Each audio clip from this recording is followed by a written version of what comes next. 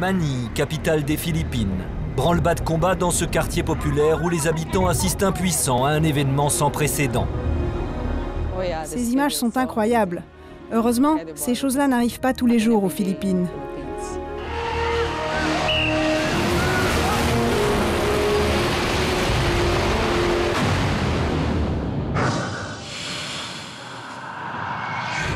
« 24 juillet 2004, il est 10 h du matin dans le quartier chinois de Manille. Au rez-de-chaussée de cet immeuble de 8 étages, les employés de la banque sont alarmés par des bruits suspects, des craquements inquiétants.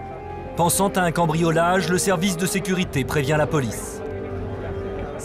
Ils ont pensé qu'il y avait quelque chose de louche. Il était à peu près 10 h 30 du matin et les craquements ont commencé. Il y en a eu plusieurs. Des bruits sourds comme une conduite d'eau qui explose. Et là, on s'est rendu compte que l'immeuble se mettait à pencher. Sur place, la police, les pompiers et les responsables de l'urbanisme découvrent d'énormes fissures dans les murs. Soudain, les canalisations d'eau éclatent et se répandent sur le trottoir.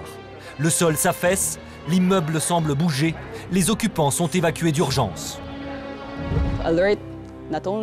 Ils ont évacué les habitants de l'immeuble, mais aussi ceux des alentours. Car ils se sont très vite rendus compte qu'ils menaçaient de tomber sur un autre immeuble. Les pompiers délimitent un périmètre de sécurité. Dans l'affolement général, les secours s'organisent. Une foule de curieux s'amasse sur les lieux. On appelle l'armée en renfort pour empêcher les gens d'approcher. D'heure en heure, l'immeuble s'incline de plus en plus. Quand soudain, à 17 h,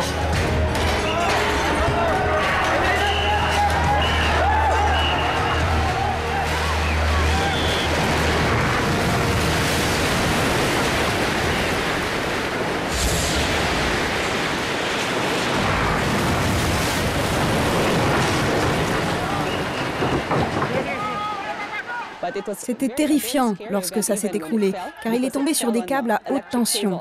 Il y a eu un choc, une explosion. Mais à la surprise générale, rien n'a explosé.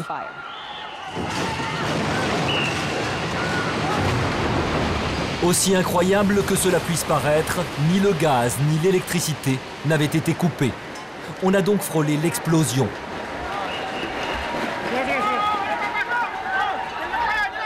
Les tonnes de béton ont tout détruit sur leur passage, faisant des dégâts matériels considérables. Une question se pose alors. Y a-t-il des victimes? C'est incroyable que personne n'ait été blessé et qu'il n'y ait eu aucune victime. Tout cela grâce à la réaction rapide des pompiers et des volontaires. C'est vraiment grâce à eux qu'il n'y a eu aucune victime. Après une longue et minutieuse enquête, un rapport explique que cette catastrophe est liée à la fragilité des sols et des fondations. Même si les habitants de l'immeuble ont tout perdu, il leur reste le bien que nous avons de plus précieux, la vie.